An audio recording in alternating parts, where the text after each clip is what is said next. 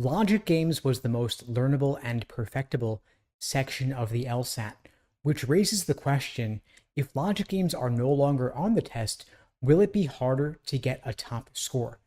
Today I'll break down this question for you. For those who don't know me, my name is Steve Schwartz. I've been teaching the LSAT since 2005, and I personally increased my LSAT score from a 152 to a 175.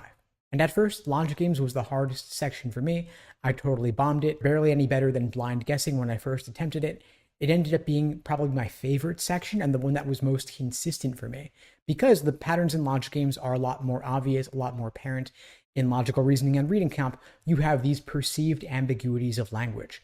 And when you looked at students who got top scores on the old LSAT format, they typically scored perfect on logic games, maybe -1, and they were losing most of their points on each of the other sections. The logic games section was also responsible for the biggest LSAT score increases we would see, where students would improve 20 points or 30 points. Typically, a lot of that improvement came from the logic games section. So we can expect going forward, given that the LSAT will no longer have the logic games section, we can expect that the typical student will start with a higher cold diagnostic and see a smaller typical score increase. And so, for example, if before a student got a cold diagnostic of, say, a 145 and ended up with a score of a 170, now you might see that same student start with a cold diagnostic of a 155 and increase to a 170. Something perhaps along those lines. In other words, it's a little bit harder to improve on logical reasoning or reading comp on average because the reading related sections are perhaps a bit more familiar to the typical pre-law student than the logic games section would be. Now, how does all of this translate into one's ultimate LSAT score? It probably means that your typical student scoring in the 170s is going to get more questions wrong because you're not going to see as many perfect sections of logical reasoning or reading comp as you would for logic games. But does that translate into lower LSAT scores out of 180? That's a totally separate question. And the thing is, LSAC wants to keep things as consistent as possible, and they can very easily adjust the raw score conversions, aka the curve, to account for this. We have seen a lot of changes in LSAT percentiles over the years. It used to be, for example, even just a couple of years back, you could have a 99th percentile LSAT score with a 173. Now you've got to get a 175 to be in the 99th percentile. And so LSAT score inflation has led to significant percentile changes.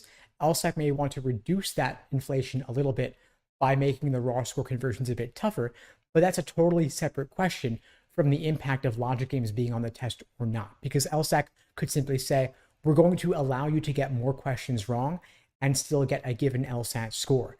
But counteracting this is the fact that LSAT score inflation is so out of control that Yale Law has an LSAT median of 175, and all of the T14 law schools have LSAT medians of 170 or above. This doesn't have any relation, however, to logic games being on the test or not. This is a totally separate issue, most likely caused by the fact that LSAC has become much more liberal in recent years about granting accommodations for extra time on the LSAT.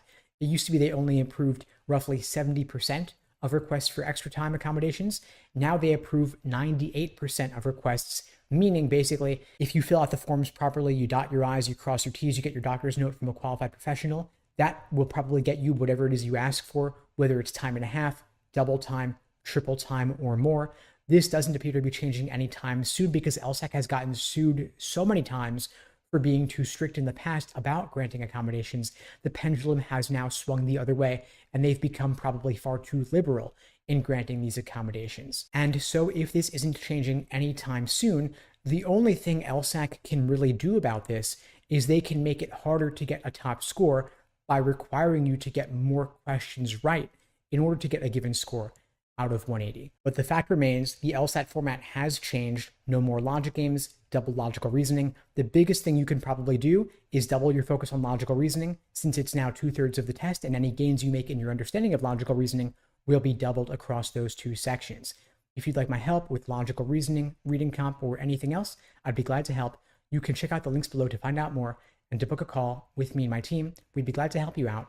And in the meantime, I'll wish you all the best and take care.